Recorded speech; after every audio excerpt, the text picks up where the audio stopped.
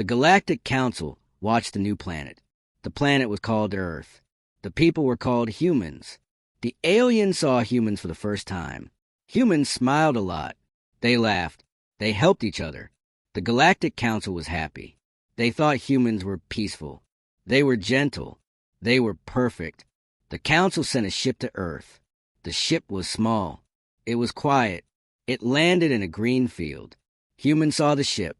They did not attack. They came close. They smiled. They offered gifts. Food. Water. Flowers. The aliens were surprised. They felt safe. The aliens stayed for 7 days. They watched humans every day. On day 1, they saw humans work.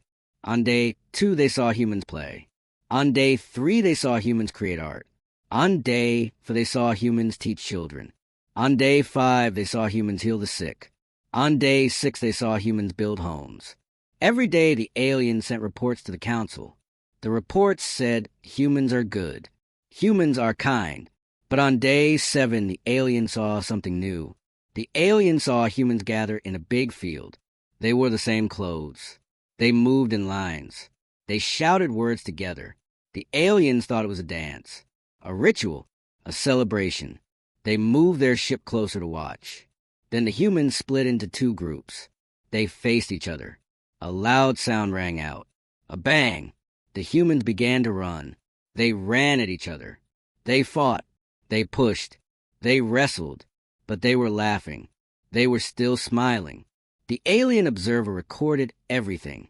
He said in his report, "This is not real fighting. This is a game. They are playing." But then the scene changed. The humans stopped playing. They picked up objects. Long objects. Black objects. The alien did not know what they were. Then a human pointed the object at a target far away. Another loud bang. The target exploded into pieces. The alien felt cold. His hands shook. This was not a game. This was practice. This was training. For what? He zoomed his camera. He saw human faces. They were focused. They were serious. But when they hit the target, they smiled again. They cheered. They patted each other's backs. The alien sent a new report. It said humans have weapons. They practice fighting. But they seem happy while doing it. This is confusing. The council replied, "Keep watching." Later that day, the aliens saw another sight. Humans were watching moving pictures on big screens. The pictures showed huge wars, explosions, soldiers crying, cities burning. The humans watching had tears in their eyes. But they did not look away. They kept watching. They clapped at the end. The alien could not understand. Why watch such terrible things? Why call it entertainment? Suddenly his ship alarm beeped. A human aircraft was flying close. Too close. The alien pilot got nervous. He pressed the wrong button. A small energy pulse shot out from the ship. It was not a weapon. It was a mistake.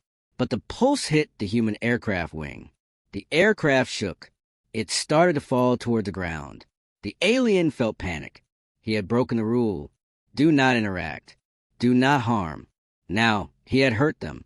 But then something unbelievable happened. The human aircraft did not crash. It straightened. It landed roughly but safely. The door opened. 5 humans came out. They were not hurt. They looked at the alien ship. They did not look angry. They did not look scared. They smiled. Then they did something the alien never expected.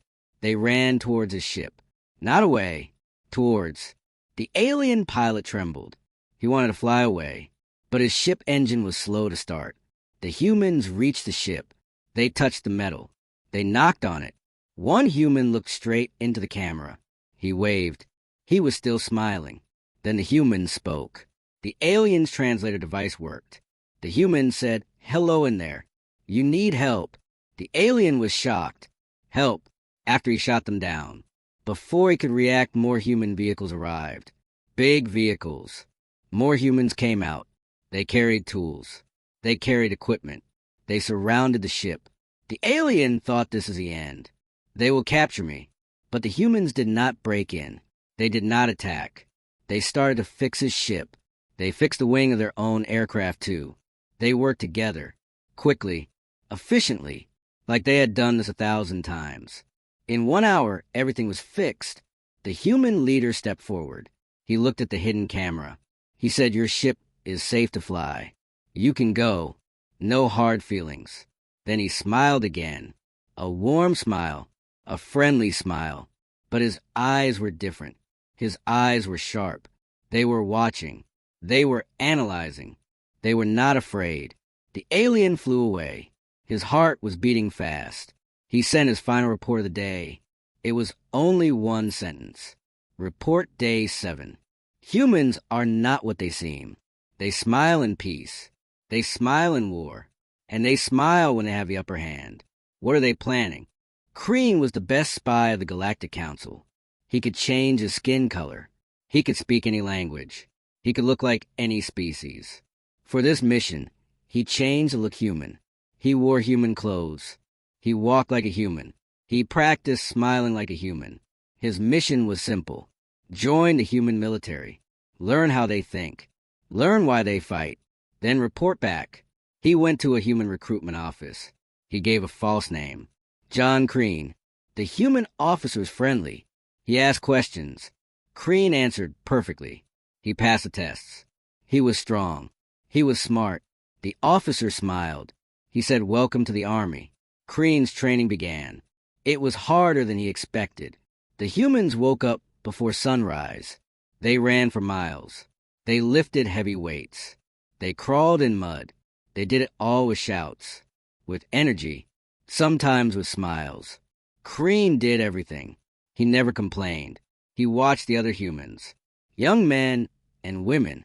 They were from different places, different colors, different lives. But in training, they became one. They moved as one. They helped each other. If someone fell to, others pulled him up. One day, the drill instructor gathered them. He was a big man with a loud voice. He said, "Today you learn to shoot. You learn to kill." The trainees stood still. Their faces became serious. Kreen felt nervous. He had never held a human weapon. They went to the shooting range. Each person got a rifle. It was heavy. It was cold. Kreen held it.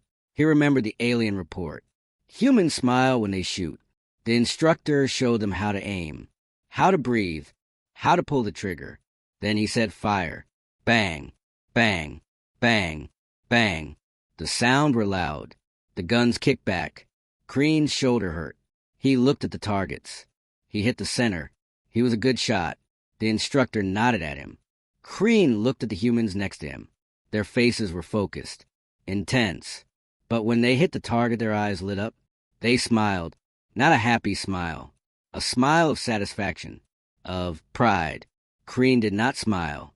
He felt strange. He was holding a thing made only to destroy life. But the humans saw it as a tool, a skill, something to master.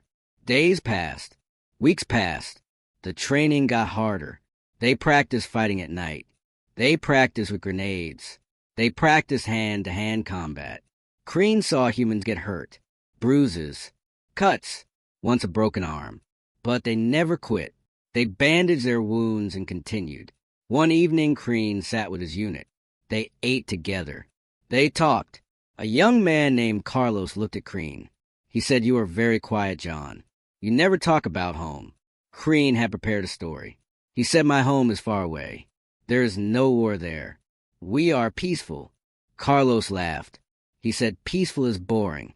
Here we have purpose. We protect each other." Kreen asked, "But why do you want to fight?" Another soldier, a woman named Lena, answered. She said, "We do not want to fight, but we are ready to fight. There is a difference." Kreen did not understand. He said, "You train to kill. You smile when you shoot. That means you like it." The soldiers went quiet. Carlos put down his food. He looked at Kreen. He said, "You think we like killing?" "No, we like being good at it. Because if we are good at it, maybe we will not have to do it. Maybe the enemy will be too scared to fight us." Kreen thought about this. It was a new idea. Fighting to avoid fighting. Showing strength to prevent war. The next day was a live exercise. Kreen's unit was dropped in a forest. Their mission was to capture a flag from the enemy unit. The enemy was another group of human soldiers. It was a game. but it felt real. They moved through the trees. Quiet, fast. Kreen saw how humans communicated without words. Hand signals, eye contact. They were a pack, a machine. Then they were ambushed. Enemy soldiers came from behind. There was chaos, shouting, blank shots. Kreen got separated. He was alone in the thick trees. He heard footsteps. He hid behind a tree. 2 enemy soldiers walked past. They were talking. One said these new recruits are good, especially that quiet one. John. Kreen's heart beat fast. They were talking about him. The other soldier said yes. He moved strange. Too perfect. Like he is not human. Kreen froze. Did they suspect him? Suddenly a hand grabbed his shoulder. Kreen turned. It was Carlos. Carlos put a finger on his lips. Be quiet. He pulled Kreen deeper into the bushes. They waited until the enemies passed. Then Carlos whispered, we have to move. The flag is near. They reached the enemy base. It was guarded. Lena was already there. She had a plan. She would create a distraction. Carlos and Kreen would grab the flag. Lena threw a smoke grenade. Guards shouted. Confusion began. Carlos and Kreen ran. They reached the flag. Kreen grabbed it. At that moment, a guard saw them. He raised his weapon. But Carlos stepped in front of Kreen. He took a pretend shot for him. The guard smiled and said, you are dead, soldier. Carlos laughed and said, worth it. They ran back to their line. Mission successful. After the exercise, the unit celebrated. They clapped Kreen on the back. They call him a hero. Kreen felt something new. He felt part of the group. He felt proud. That night, Kreen sent a secret report to the Galactic Council. He wrote humans do not fight for hate. They fight for each other. Their strength is not in weapons. It is in their bond. They are dangerous not because they love war, but because they love so deeply that they will do anything to protect it. He ended the report with a warning. If we attack Earth, we will not just fight soldiers. We will fight brothers, sisters, mothers, fathers, and they will never stop. Just as he sent the report, his door opened. It was Carlos. He was not smiling. He held a small device in his hand. It was Kreen's hidden communicator. Carlos said, I found this in the forest. It fell from your pocket. Kreen's blood went cold. Carlos looked at the strange device. He looked at Kreen. He said, what is this, John? And who are you really? The siren was loud. It cut through the night like a knife. Red lights flashed across the base. Soldiers shouted. Doors slammed. Feet pounded on the ground. Kreen stared at Carlos. Carlos stared at the alien device in his hand. For 1 second, everything was frozen. Then the window lit up with a bright blue flash. An explosion shook the building. Carlos stumbled. Kreen grabbed his arm. They both looked outside. The sky was full of ships. Not human ships. These were sharp and silver. They moved without sound. They fired beams of blue light at the ground. Each beam hit a building. The building turned to dust. Kreen felt his heart stop. He knew these ships. They were from the Zral, the most violent species in the galaxy. The Galactic Council feared them. Everyone feared them. And now they were here, on Earth. Carlos dropped the device. He forgot about it. He grabbed his rifle. He shouted to Kreen, move. We are under attack. They ran into the hallway. Chaos was everywhere. Soldiers ran in all directions. Some were dressed. Some were in sleep clothes. Officers shouted orders. But no one knew what to do. This was not a human enemy. This was something new. Kreen followed Carlos outside. The air smelled of smoke and something else. Something like burnt metal. The Zral ships were low. They were not aiming at people. They were aiming at everything else. Barracks, vehicles, communication towers. They were cutting off the base. A beam hit the building next to them. The wall melted like ice. Carlos pulled Kreen behind a truck. They watched as the building collapsed.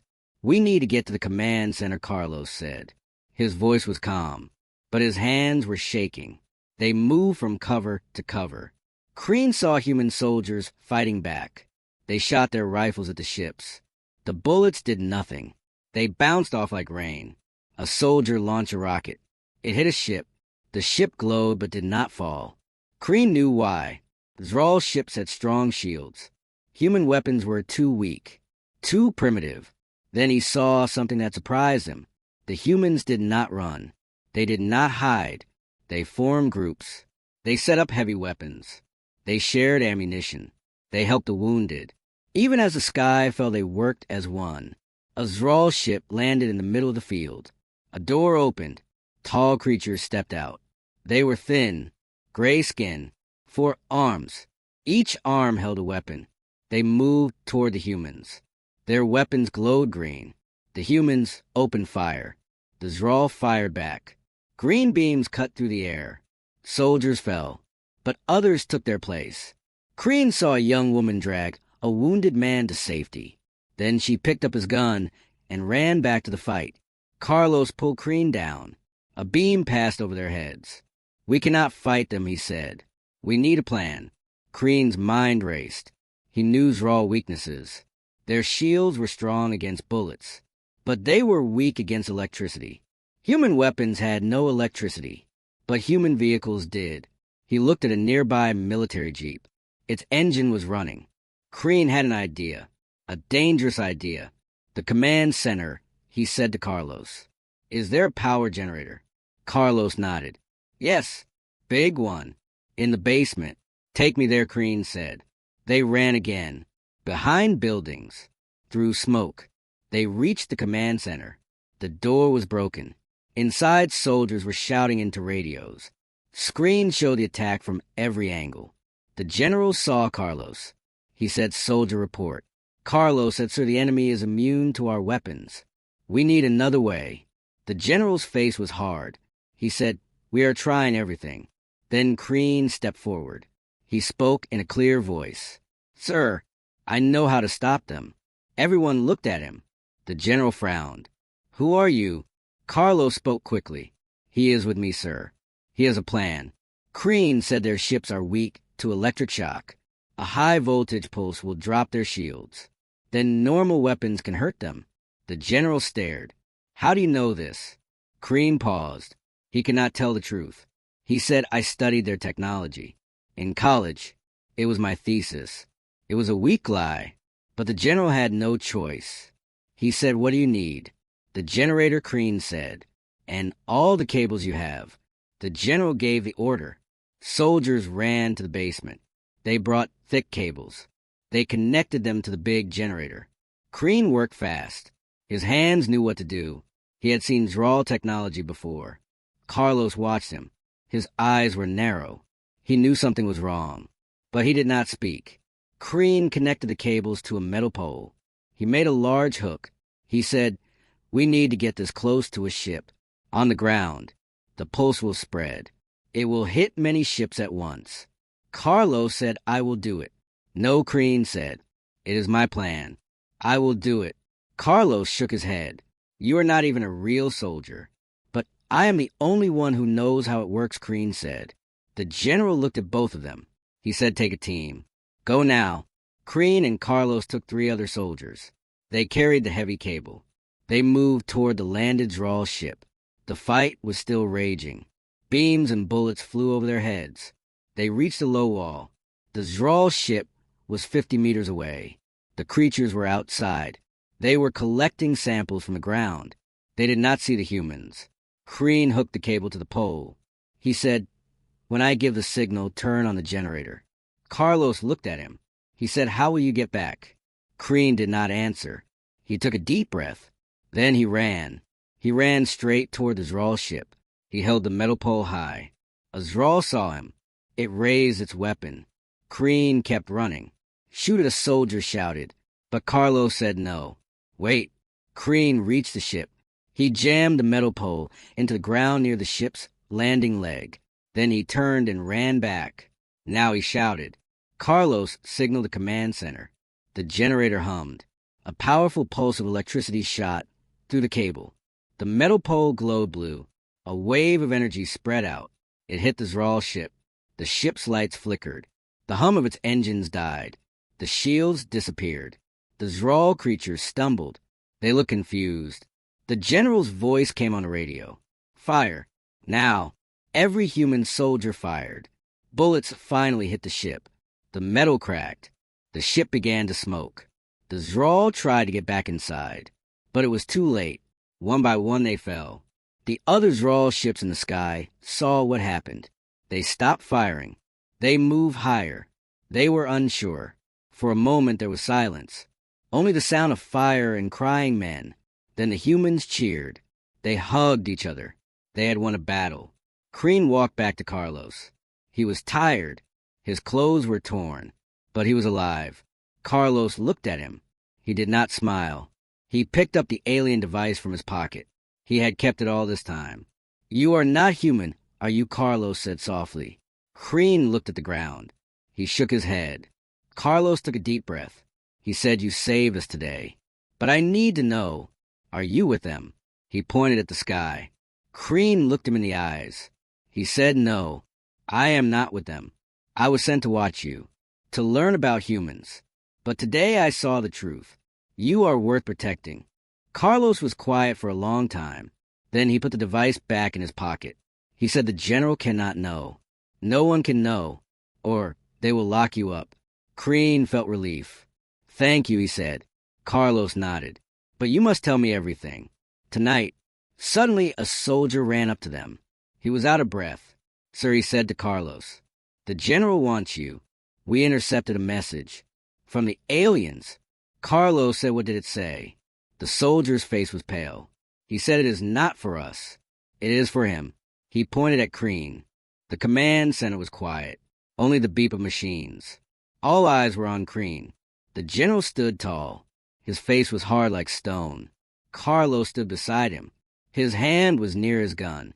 He did not look at Kreen. On the main screen was a frozen image. A Zral face. Gray skin. Black eyes. No nose. The message was audio only. But the humans had translated the words. Not perfectly, but enough to understand. "Traitor, you helped the humans. Now the whole galaxy will hunt you."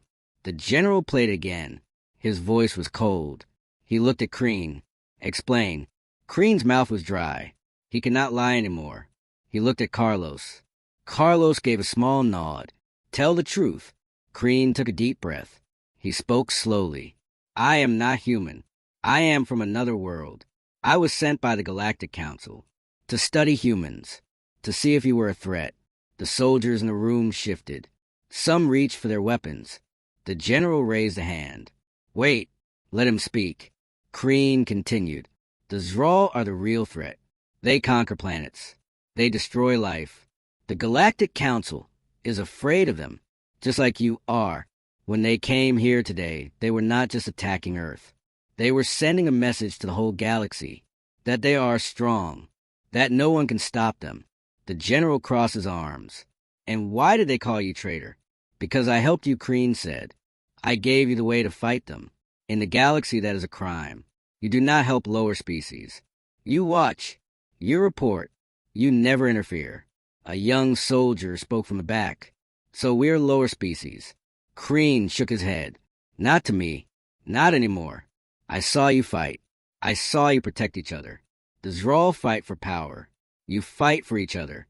That is not lower. That is higher." The room was silent. The general walked closer to Kreen. He looked into his eyes. "Are there more of you here?" "No," Kreen said. "I am alone." "Why should we trust you?" the general said. Carlos stepped forward. "Sir, he saved us today. Without him we would all be dead." The general looked at Carlos. He trusted Carlos. He was a good soldier. He turned back to Kreen. "What do the Zral want?" "Earth," Kreen said. "They want this planet. Not for resources. For sport. They hunt brave species. They like the challenge. Humans are brave. You do not run. That makes you the perfect prey." A chill went through the room. Prey. The word hung in the air. The general sat down. He rubbed his face. He looked tired. "So what do we do?" Kreen stood straight. "We fight back. Not just here. We take the fight to them." Someone laughed. It was a nervous laugh. Hal said, a soldier. "We cannot even leave our planet." "You can," Kreen said. "I have a ship. Hidden. It is small, but it is fast. It can travel between stars. Now everyone stared. A ship. You have a ship. Kreen nodded. I can take a small team. We can go to the Zral command ship. It is in your solar system, behind your moon.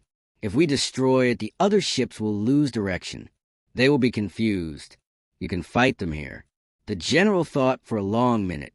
Then he said, "Who would go with you?" "I will," Carlos said immediately. "Me too," said Lena. She had entered the room quietly. She stood near the door. Her arm was bandaged. She had been hurt in the fight, but her eyes were strong. The general looked at his best soldiers. He knew the risk. He knew they might not come back. But he also knew they had no choice. If the Zral command ship stayed, more ships would come. Earth would fall. "All right," he said. "You have one night to prepare. Leave at dawn." That night, Kreen showed Carlos and Lena his ship. It was hidden in a forest. It looked like a smooth gray rock. But when Kreen touched the door opened, inside was clean, bright, full of lights and screens. Lena was amazed. She touched the walls. They were warm. "What is this made of?" she asked. "Material you do not have," Kreen said. "It can survive in space. It can become invisible. It is how I watched you without being seen." Carlos looked around. He was not amazed. He was serious. "How do we fight a Zral command ship with this small thing?" Kreen brought up a screen. A map of the solar system appeared. A red dot blinked near the moon. "That is a command ship," he said. "It is big, but it has one weakness. Its power core is exposed. If we hit it with a strong energy pulse, the whole ship will explode." "Do we have a strong energy pulse?" Lena asked. Kreen pointed to the ship's engine. "This ship has one, but we must be close, very close. And after we fire the pulse, we will have no power. We will drift in space." Carlos understood. "So it is a suicide mission." Kreen looked down. "Yes." "No," Lena said. "There must be another way." "There's not," Kreen said. "I am sorry." They were quiet for a while. Then Carlos said, "We will do it. For Earth." Lena nodded. For Earth. They spent the night checking weapons, putting on special suits Kreen gave them. The suits would protect them in space for a short time. They ate a last meal together. They did not speak much. Just before dawn, the general came to see them. He shook each of their hands. He said, "I will have your families protected, no matter what happens. You are heroes." Then he looked at Kreen. "Thank you," he said, "for standing with us."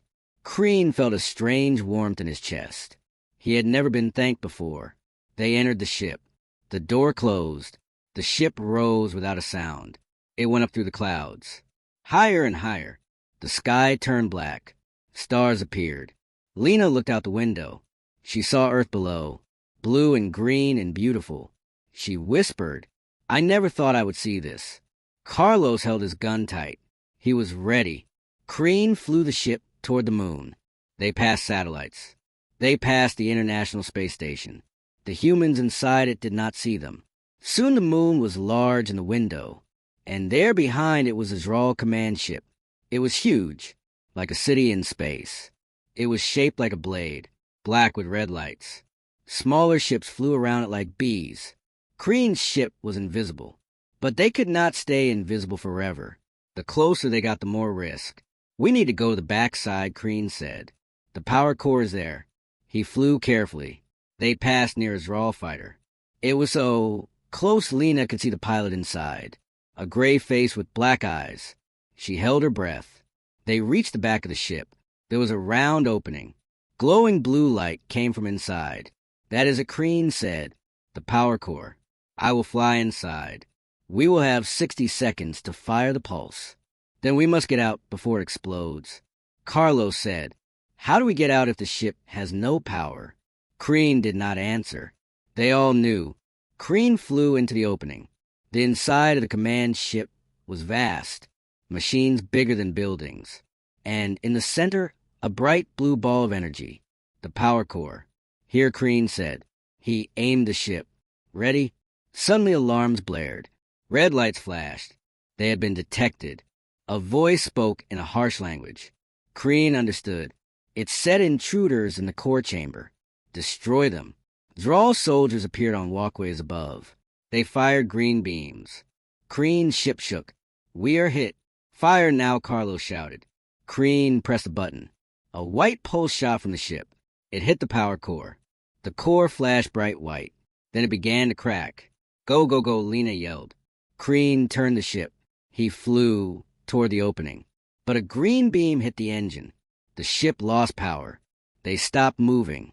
They were stuck, floating in the middle of the chamber. Outside, the power core glowed brighter. It was going to explode. Carlos looked at Kreen. Is there another way out? Kreen looked around desperately. Then he saw it. A small hatch on the side of the chamber. A maintenance tunnel. There, he said. But we must go on foot, and we have only seconds. They put on their helmets. Kreen opened the ship door. They jumped into the chamber. The gravity was strange. They floated but could move. They pushed toward the hatch. Green beams flew past them. A Zral soldier jumped down in front of them. Carlos shot it. It fell. They reached the hatch. Kreen opened it. They climbed inside. A dark tunnel. Run, Kreen said. They ran. Behind them a great roar began. The explosion. The tunnel shook. The walls cracked. Light filled the tunnel from behind. The explosion was coming. They saw a light ahead. An exit. They jumped out just as the tunnel collapsed behind them. They were in space, floating. Behind them, the Zral command ship blew apart like a star. Pieces of metal flew everywhere. Carlos and Lena held hands. Kreen held on to a piece of wreckage. They were alive, but they were stranded in space, with no ship and no way home. Then a shadow fell over them. A large ship approached. Not Zral. This ship was round and gold. A door opened on the ship. A beam of light pulled them inside. Kreen knew the ship. It was from the Galactic Council. They were saved. But Kreen was not happy. He knew what this meant. The Council had been watching, and now they had him. The room was white, bright white. It hurt the eyes. Carlos and Lena stood side by side. They still wore their spacesuits. The air was cold. Kreen stood in front of them. He was in his true form now. Gray skin, large dark eyes. He looked fragile, but his back was straight. 3 members of the Galactic Council sat before them. They were not in chairs. They floated. Each was different. One looked like a ball of light. One looked like a tree made of crystal. One looked like water shaped like a person. They had no faces, but they spoke. Their voices came from everywhere. Kreen, you have broken the highest law. Kreen bowed his head. I know. You interfered with a primitive species. You gave them technology. You fought alongside them. Kreen looked up. They are not primitive. They are brave. They are loyal. They are worth saving. The water being shifted. Its worth is not yours to judge. The law is clear. No contact. No aid. The young species must grow alone. Carlos stepped forward. He was not afraid. He spoke loud. He saved our world. We would be dead without him. The crystal tree turned toward him. Its voice is loud, like its species. Lena spoke now. Her voice was calm. Please, do not punish him for helping us. We asked for nothing. He gave everything. The ball of light pulsed. It has seen your hearts. It reports you have unity. You have sacrifice. These are rare, but they do not excuse the crime. Kreen fell to his knees. Please, punish me. Not them. Not Earth. The council was silent for a moment. Then the water being spoke. There is a way. Kreen looked up, hope in his eyes. The Zral are defeated here, but they will return. They have marked your planet. They will come with a fleet. Earth cannot survive. Carlos felt cold. He understood. This was not over. The Galactic Council can protect Earth. We can place a shield around your solar system. The Zral will not enter. Your people will be safe. Lena asked, what is the price? The crystal tree answered, the price is your future. Carlos frowned. What does that mean? The shield will keep danger out, but it will also keep you in. Your species will never leave your solar system. You will never travel the stars. You will never join the galactic community. You will live in peace, in isolation, forever. Carlos felt like he had been punched.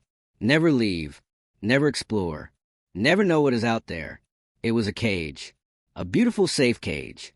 And Crean asked, and me, the ball of light spoke, you will be erased. Your memory will be removed from all council records. You will live on Earth as one of them, but you will forget who you are. You will forget the stars. You will be human. Crean's shoulders dropped. To forget everything. His home, his mission, his life. It was a fate worse than death. Carlos looked at Lena. Her eyes were wet. She shook her head slowly. No, this is wrong. The water being said, you have 1 Earth hour to decide. Accept our offer, or face the draw alone. A door opened behind the council. A human-like robot walked in. It pointed for them to leave. The meeting was over. They were taken to a small room. It had a window. They could see Earth below, blue and green and full of life. Carlos slammed his fist on the wall. This is not a choice. This is slavery. Lena sat down. She was tired. If we say no, everyone dies. If we say yes, we live as prisoners. Crean stood by the window. He spoke softly. I am sorry. I brought this upon you. No, Carlos said. You showed us we are not alone. You showed us we are strong. That is a gift. But what do we do? Lena asked. We cannot decide for all of humanity. We have to, Carlos said. We are the only ones here. They were quiet for a long time. Then Crean turned. There is a third option. Carlos and Lena looked at him. We refuse the shield, Crean said. We fight the Zral ourselves. With what Lena said. Our guns cannot beat a fleet. Crean's eyes glowed. We do not use your guns. We use their fear. Carlos moved closer. Explain. The Zral hunt brave species, Crean said. But they fear one thing more than bravery. They fear unity. They fear a galaxy that stands together. If they see that Earth is not alone, that other species stand with us, they may retreat. They are bullies. They only attack the weak. But the Council will not help us, Lena said. Crean smiled. It was a strange smile on his alien face. We do not ask the Council. We ask the others. The ones the Council ignores. The quiet species. The forgotten ones. I have traveled the galaxy. I have met them. They are like you. They just want to live in peace. But the Zral hunt them too. If we unite them, we can create an army, not of weapons, of witnesses. Carlos understood. A show of force, without firing a shot. Yes, Crean said. We send a message. To every planet the Zral has hurt, we tell them to come, to stand with Earth, to show the Zral that we are not prey. We are a pack. Lena stood up. Her eyes were bright. How do we send this message? Crean pointed to the Council ship's communication room. From here, the Council's signal is strong. It reaches every corner of the galaxy. But they will stop us, Carlos said. Not if we are fast, Crean said. Not if we are bold. They made a plan. It was simple. It was dangerous. Crean would go to the communication room. He knew the codes. He could send one message before the Council stopped him. Carlos and Lena would create a distraction. They would go to the engine room. They would cause a small overload. It would not hurt the ship, but it would make alarms go off. All eyes would go there. They had only minutes. They left the room. The hallway was empty. They split up. Carlos and Lena moved quietly. They found the engine room. It was full of humming crystals. Lena knew machines. She studied the panel. She pointed. Here. If we disconnect this crystal, the system will think it is damaged. It will shut down for 10 seconds. Do it, Carlos said. Lena pulled the crystal. It came out with a soft click. The humming stopped. The lights flickered. Red alarms flashed. Voices shouted from speakers. System failure. Engine room. Guards ran past them. They did not see Carlos and Lena hiding in the shadows. Now Carlos whispered. Crean reached the communication room. It was round. Screens showed stars and planets. He sat at the main console. His fingers moved fast. He entered his old codes. The system accepted him. He was still in the database. He began to record his message. He spoke in the common galactic language, but he also sent pictures. Pictures of human soldiers helping each other. Pictures of humans rebuilding after the fight. Pictures of Earth. Beautiful Earth. His message was simple. To all species who hear this, the Zral think we are alone. They think they can hunt us one by one. They are wrong. We stand with the humans of Earth. We stand together. If you are tired of fear, if you want to fight back, come, show your face, show your strength. Do not bring weapons. Bring your presence. Let the Zral see we are not alone. Let them see we are many. He added coordinates. Earth's coordinates. He pressed send. The message flew out, at the speed of light, to every corner of the galaxy. Just as he finished, the door opened. The council members floated in. They were not happy. You have done it again. You have broken more laws. Kreen stood. I have saved more lives. The crystal tree moved forward. It is done. Now you face consequences. Guards entered. They took Kreen's arms. They pulled him away. He did not fight. He had done what he needed to do. Carlos and Lena were caught too. They were brought to the same white room. But now there were more council members. 12 of them. All floating. All silent. The water being spoke. Your species is dangerous. You spread chaos. You must be contained. Suddenly a bell rang in the room. A soft chime. Then another. And another. A screen lit up. It showed space near Earth. One ship appeared. Then another. And another. Not Zral ships. Different shapes. Different colors. A ship that looked like a leaf. A ship that looked like a stone. A ship that looked like a living creature. They came from everywhere. Dozens. Hundreds. They did not attack. They simply gathered. Around Earth, a circle of strange and wonderful ships. The council watched. They were silent. A small insect-like creature appeared on the screen. It spoke in a clicking voice. The translator said, "We are the creek. We stand with Earth." Then a tall plant-like being. "We are the verdant. We stand with Earth." Then a rock-like creature. "We are the stone folk. We stand with Earth." More and more voices. More and more species. All saying the same thing. We stand with Earth. The council was shocked. They had never seen this. So many species. Together. Kreen smiled. He looked at the council. You see, they are not primitive. They are the future. The ball of light pulsed softly. Then it spoke to the council in their private language. After a moment, the water being turned to Kreen. The offer is changed. Earth will not be caged. But they must prove they are ready. They must face the Zral fleet. Alone. If they survive, they will be welcomed into the galactic community. As equals. Carlos breathed out. It was a chance. A real chance. Kreen nodded. They will survive. The council looked at the screen. At the hundreds of ships. All here because of one message. All here because of humanity's courage. The water being said one last thing. And you, Kreen, you will be their guide. You will remember everything. You will help them. This is your punishment. And your reward. Kreen felt tears in his eyes. He was home. The council ship moved away. It left him near Earth. In a small shuttle. Outside the window, the alien ships still gathered. A galaxy united. Carlos looked at Kreen. What now? Kreen looked at Earth. Now we prepare for war. Earth was quiet. The sky was clear. But everyone felt it. A storm was coming. The Zral fleet was near. 1,000 ships. Maybe more. They were coming to finish what they started. In a secret base under a mountain, the humans gathered. Not just soldiers. Scientists. Engineers. Teachers. Even children. They all had a job. Kreen stood at the front with Carlos and Lena. On a big screen, they saw the alien ships that had come to witness. The Creek. The Verdant. The Stonefolk. Many others. They floated around Earth. Silent. Watching.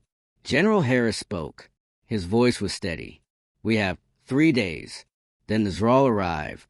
We cannot fight them with guns. We must fight them another way. A scientist raised her hand. How do we fight without weapons? Kreen stepped forward. We fight with stories. Everyone looked confused. Stories. Kreen explained. The Zral are strong, but they have a weakness. They have no history, no art, no memories of their own. They steal from others. They hunt species who have rich cultures. They feed on our memories, our fears, our joys. That is why they want Earth. Humans have the most stories in the galaxy. Lena understood, so we give them stories. Yes, Kreen said, but not just any stories.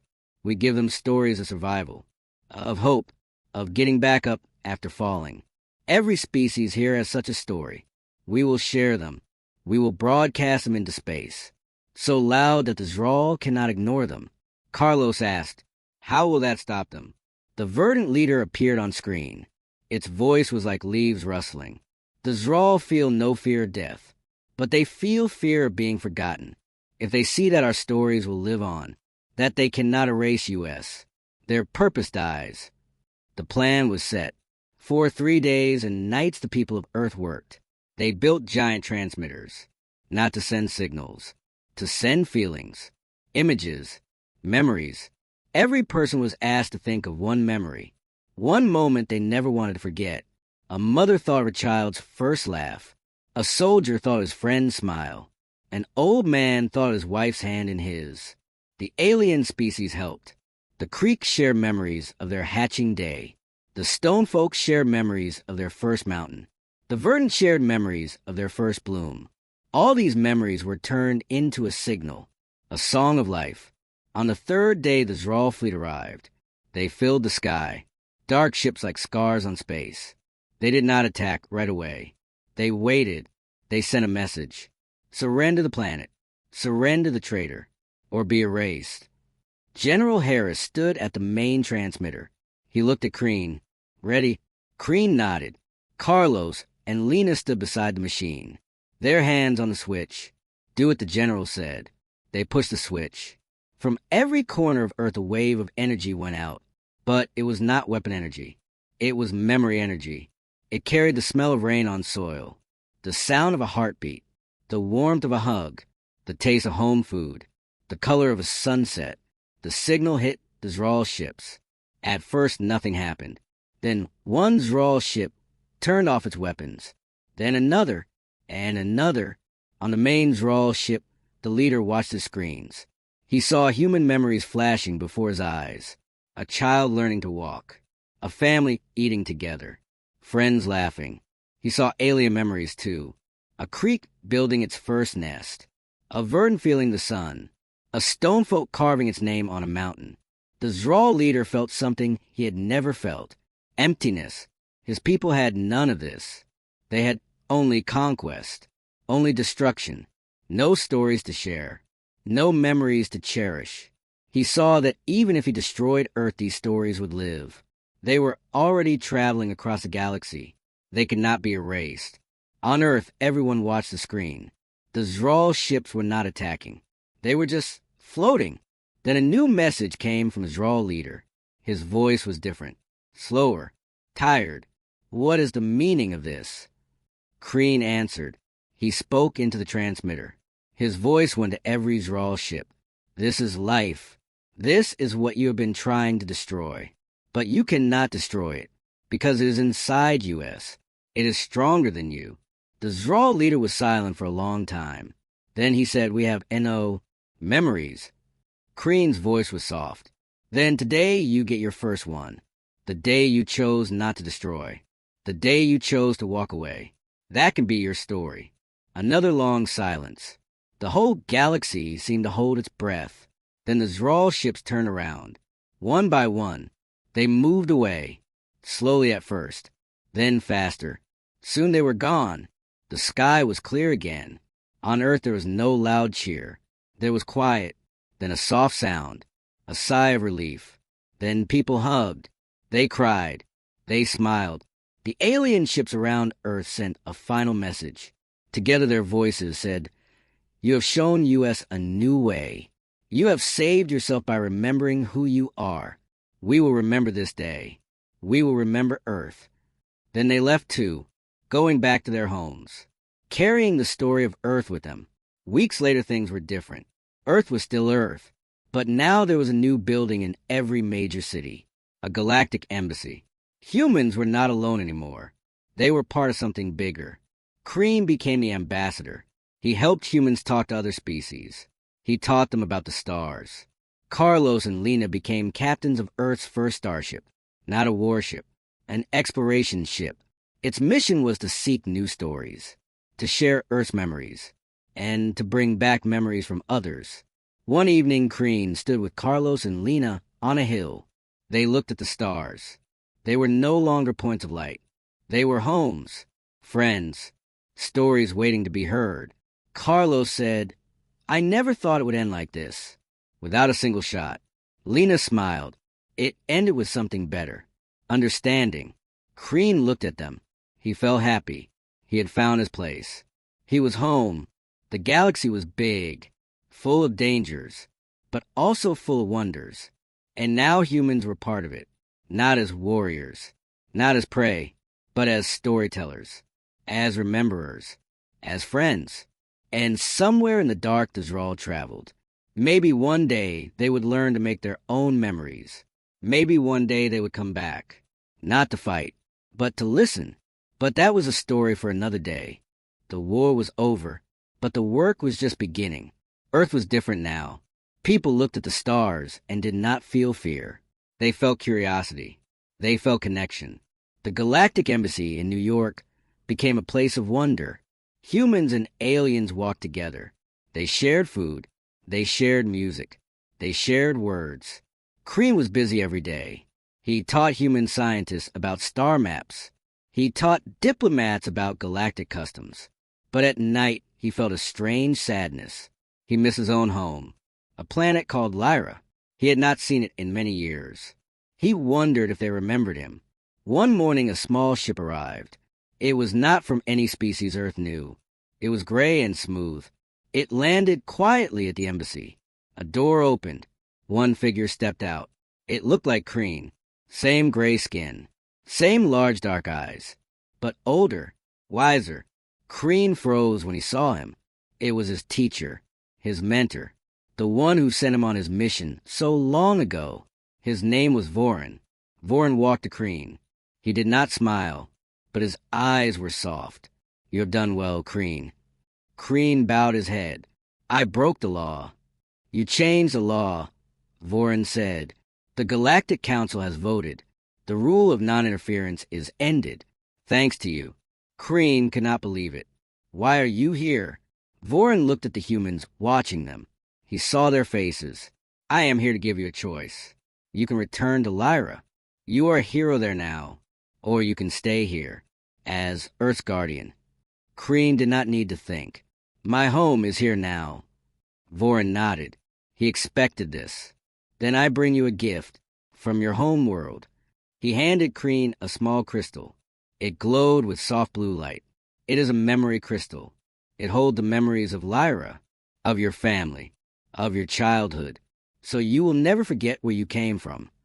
Crean held the crystal. He felt warmth. He felt love from light years away. Tears filled his eyes. "Thank you." Vorin placed a hand on his shoulder. "You taught the galaxy a great lesson, Crean. Sometimes to follow the rules, you must first break them. Sometimes to keep the peace, you must first choose to fight for it. You're no longer just a scout. You are a bridge." Then Vorin left as quietly as he came. The gray ship vanished into the sky. Carlos and Lena were preparing for their first deep space mission.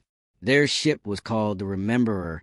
Its mission was to visit the home worlds of the species who stood with Earth, to thank them, to learn from them. Before they left, they came to see Crean. They found him in the embassy garden looking at the memory crystal. "What is that?" Lena asked. "A piece of my home," Crean said. "It holds memories." Carlos smiled. "Appropriate. We're about to go collect more of those." Crean looked at them. He felt proud. "You will do great things. But remember, not every species will be friendly. Some may still be afraid." "We know," Lena said. "We'll be careful. We'll use the same weapon we use against the Zral. Understanding." They said their goodbyes. It was not sad. It was hopeful. The Rememberer sailed into the stars. Its first stop was a verdant homeworld, a planet covered in forests. The trees were tall and sang when the wind blew. The verdant welcomed them. They showed humans how they stored memories in seeds, how every tree held a story. Carlos planted an earth oak seed in their soil. A story from our world, he said. The verdant sang a song of thanks. Next they visited the stone folk.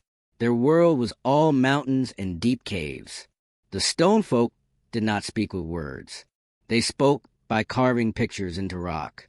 They showed humans carvings of their ancient history. Lena carved a picture of Earth next to theirs, a gift of friendship.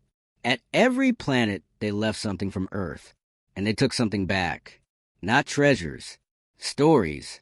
Back on Earth, Kreen had a new student, a young girl named Aisha. She was the daughter of a diplomat. She was curious about everything. She asked Kreen a million questions. One day she asked, "What was the first memory in the galaxy?" Kreen thought, "No one knows. But maybe it was not a memory of an event. Maybe it was the memory of a feeling. The first feeling of wonder. When the first being looked at the stars and felt small but not alone. Aisha like that. I want to make memories worth remembering." "You already are," Kreen said. Months passed. The Rememberer was due back soon. But then a signal arrived. It was from Carlos. His face on the screen looked serious. "Kreen, we found something. Or rather, it found us." Behind him, on the ship's viewer, was a strange phenomenon. A nebula that was not on any map. A cloud in space that seemed to pulse, like a heartbeat. "It's not a star. It's not a planet," Lena's voice said. "It's alive, and it's calling to us." Kreen leaned closer to the screen.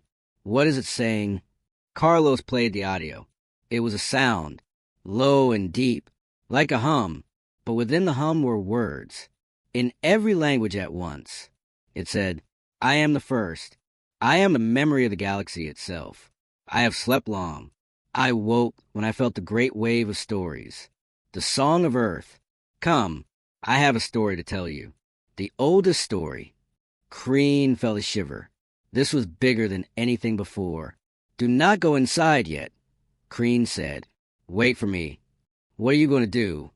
Carlos asked. Kreen looked at the stars outside his window. "I am going to call everyone." Kreen sent a message to every embassy, to every species that stood with Earth, to the Galactic Council itself. Something has awakened. It asked for an audience, not with one species, with all of us, together. The response was quick. Ships began to gather above Earth again. Not hundreds this time. Thousands. Every species came. Even the Zral sent a single observer ship. They stayed far away, but they came. It was the largest gathering in galactic history. Kreen stood on the bridge of a new human ship, the Unity. Next to him stood leaders of a dozen species. They all looked at the nebula on the screen. The humming voice spoke again. "You have learned to share your memories. Now I will share mine. I am the echo of the beginning. I remember the first light, the first life, the first story. Come and listen." The nebula opened. A path of soft light appeared inside. The leader of the verdant spoke. "We will go, but only if we go together." Everyone agreed. A fleet of one ship from each species moved forward. The Unity led the way. They entered the nebula. Inside it was not dark. It was full of moving pictures. Like a living museum, they saw the birth of stars, the formation of planets, the first drop of water, the first cell of life. They saw it all, not as data, as feeling, as memory. At the center of a nebula was a gentle light. The voice came from there.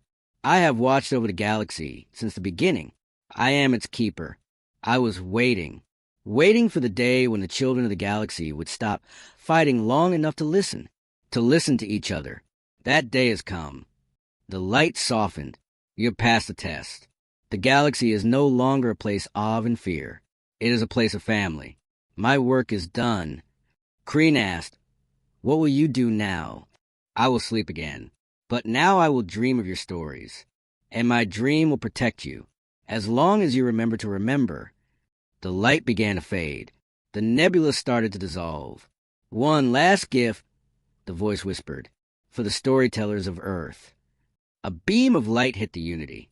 It filled the ship with warmth. Every human on board felt it, a feeling of deep peace, of connection. And in their minds, they saw one clear image, the image of Earth, not as it is now, but as it will be 1,000 years from now. A world at peace, a world united with the stars, a world where every child knows they are part of something wonderful. Then the nebula was gone. Only stars remained. The fleet returned to Earth in silence. No one spoke. No one needed to.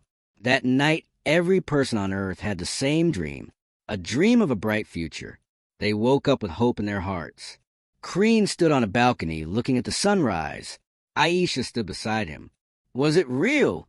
she asked. "Yes," Crean said. "The most real thing of all. A memory of the future." "What do we do now?" Crean smiled.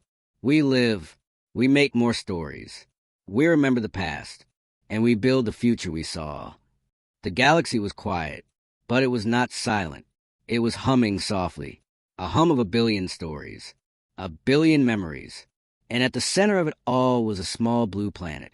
A planet that learned that its greatest power was not in its weapons, but in its heart and its stories.